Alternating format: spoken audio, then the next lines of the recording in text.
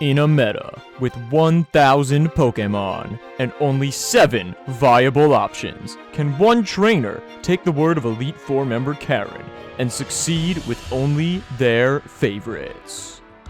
Our first opponent this episode led with Calyrex and Zarude against our Incineroar and Eternatus. Our opponent switched Zarude into Kyogre and had their Calyrex protect, preventing any movement on my end in this turn. I then switched Incineroar into Ninetales, removing Kyogre's Rain. The opponent speed swapped their Pokemon, making Kyogre immensely fast. The Kyogre then used Water Spout, which almost took out Ninetales and did nearly nothing to Eternatus, and then a Dynamax Cannon brought Calyrex below half HP.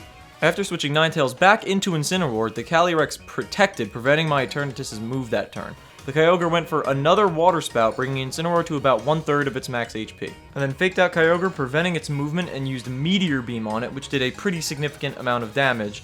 And the Calyrex went for an Astral Barrage, which did a decent amount of damage to both my Pokemon, but they both survived. The Kyogre's next move was Origin Pulse, which took out our Incineroar, but somehow not Eternatus. Eternatus was then able to take out Kyogre with a Dynamax Cannon, and Calyrex then finished Eternatus off with another Astral Barrage. Our opponent then brought in Zarude as we brought in Infernus the Charizard and our Ninetales. We Gigantamaxed Infernus, then the Zarude used Jungle Healing on Calyrex, bringing its HP up just enough to be able to survive a hit with a boosted Weather Ball from our Ninetales. An Airstream then takes out the Zarude, and an Astral Barrage does huge damage to Infernus and takes out our Ninetales. Our opponent then brings in their final Pokemon, Melmetal. I think I lost. Calyrex Astral Barrage definitely kills me. I think if this Melmetal is Thunder Punch, I die. And all I could do is watch and weep as the Melmetal pulled out a Thunder Punch and took out Infernus, losing us our first battle of this episode.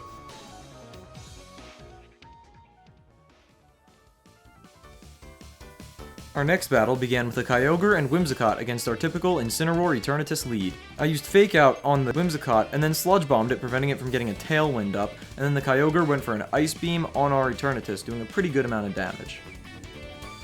Our opponent's next Pokemon was Zacian. I switched Eternatus into Ninetales, which was then one-shot by Zacian's Behemoth Blade.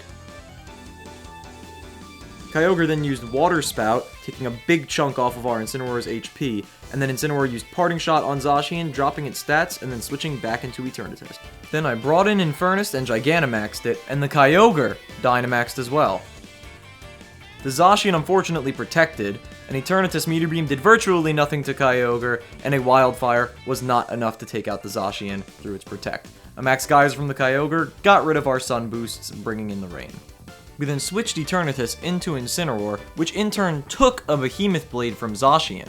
Our Max Overgrowth from Infernus barely touched Kyogre, but then... Infernus goes down here. Oh no, he doubled Incineroar. Why? Oh, that's so good for me. Not only did this leave Infernus alive, but the Zacian was also KO'd by the Wildfire Residual at the end of the turn. We then each brought in our final Pokemon, Giratina and Eternatus. The Giratina went for Protect, and I Dynamaxed Cannon the Kyogre to go for some chip damage, but it was too little, too late at this point.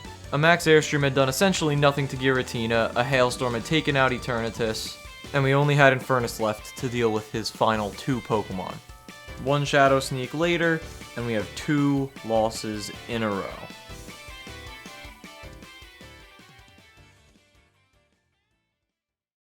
Our final battle of the episode began with a Lugia and a Zamazenta against our Incineroar and Eternatus. The Lugia maxed turn 1, so I used Fake Out to break its Multiscale and Meteor Beam to do as much damage as possible. Unfortunately, it had a weakness policy, so we were in a pretty scary place. And even after that, the Zamazenta used Coaching, further raising its attack, making it a terrifying sweeper. Our Eternatus, however, is goated with the sauce, as the kids say, and managed to take an Airstream from the Lugia. In the following turn, Zamazenta's close combat did significantly less than I thought it would to Incineroar. Lugia took out Eternatus with another Max Airstream, and Incineroar's Flare Blitz did significantly more than I thought it would to Zamazenta.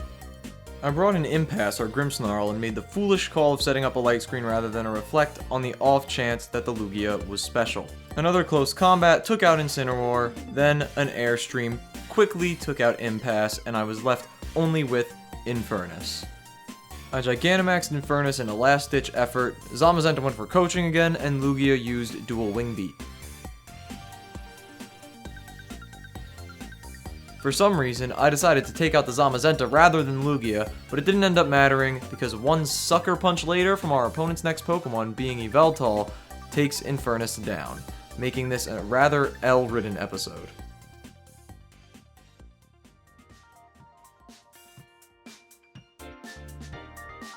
So what do you guys think? Can I come back and rank up after yet another disappointingly defeat-filled episode? Subscribe if you enjoyed, and so you don't miss out on finding out in the next one.